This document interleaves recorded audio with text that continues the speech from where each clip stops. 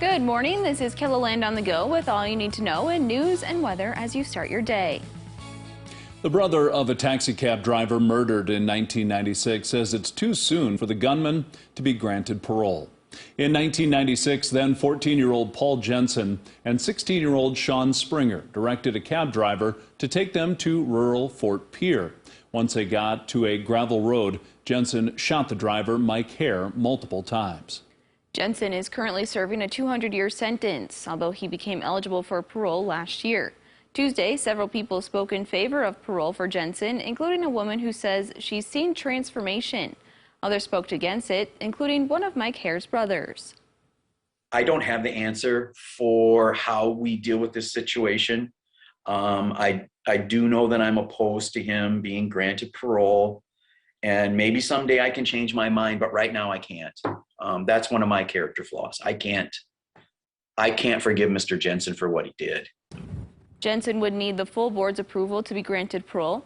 The two-person panel said it would decide by the end of the week if they would move the case onto the full board. New filings in a child pornography investigation claim philanthropist T. Denny Sanford's email account was hacked. Monday, Sanford's attorney Marty Jackley filed a nearly 30-page document, which included emails Jackley says are proof of the hacking. Two of the emails sent from Sanford's AOL account said he was stranded in the Philippines. One email said he needed money because his wallet had been stolen. The other claimed he was hurt and robbed on the way to a hotel. In November, search warrants named Sanford as an implicated individual in a child pornography investigation in Minnehaha County. No charges have been filed against Sanford, and few other details have been made public in the investigation, and the affidavit has been sealed. We've added all of the new documents to this story right here on KELOLAND.com. Police in Watertown are warning residents about a scam.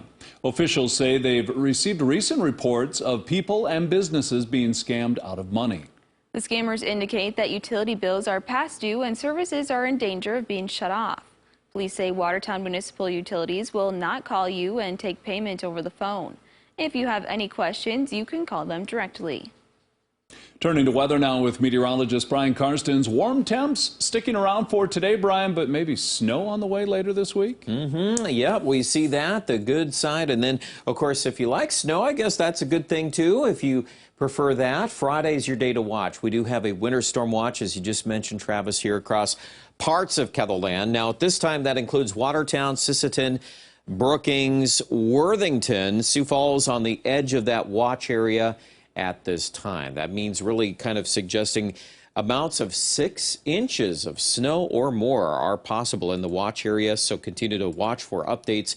In the short term, though, today, no mention of snow at all. It's going to be 53 there in Rapid City. A little northwest breeze at 15 to 25. Sioux Falls area, middle 40s, and mid-upper 30s across the northeast. We'll walk you through Futurecast on that storm track coming up in just a couple minutes. Thanks, Brian. The 2022 legislative session continues today in Pierre. Yesterday, South Dakota Governor Kristi Noem praised the state she leads in her State of the State address. Abortion was one of the topics she discussed. Today, I am asking all of you to protect the heartbeats of these unborn children. I am bringing legislation to ban all abortions once a heartbeat can be detected. Healthcare, COVID-19 vaccines, education, and the economy also had the governor's attention. Make sure and check out KELOLAND.com for our comprehensive coverage. Martin Luther King Jr. Day is a day to serve your community and give back. As part of that movement, Feeding South Dakota is hosting a Bring Your Child to Serve Day. This is an opportunity for children and their guardians to sort and pack food in Sioux Falls, Pierre, and Rapid City. That food will then be distributed to families across the state.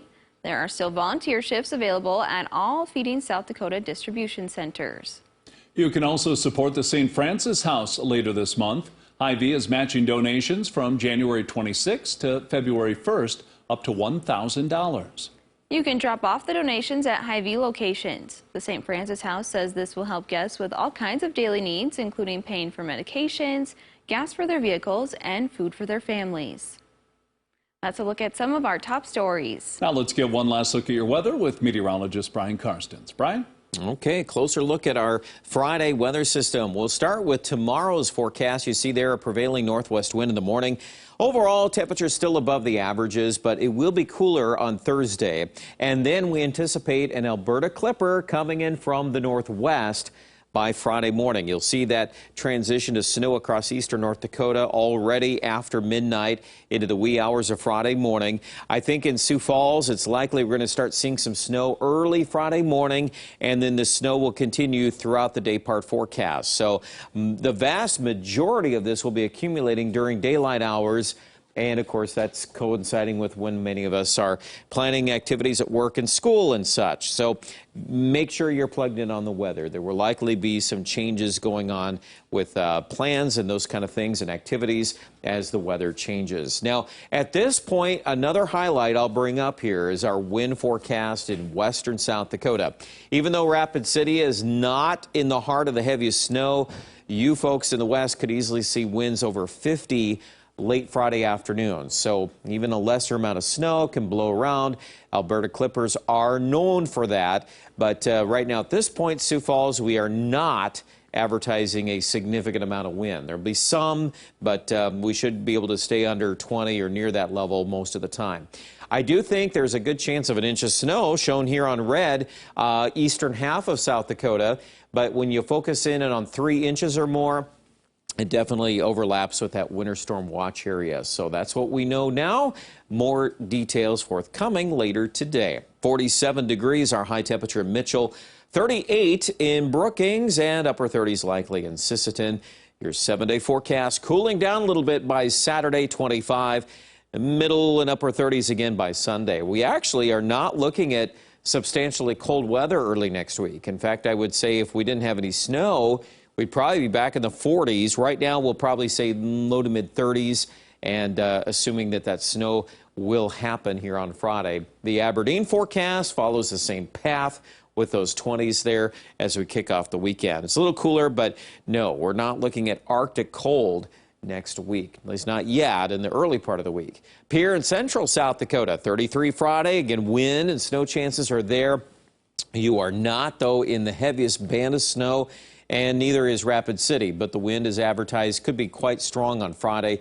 Alberta clippers usually move in and move out fast, and so Saturday already recovers to near 50 on Saturday in Rapid City. Check out the latest details, our Storm Center update. That's a good read for you right now at KELOLAND.com.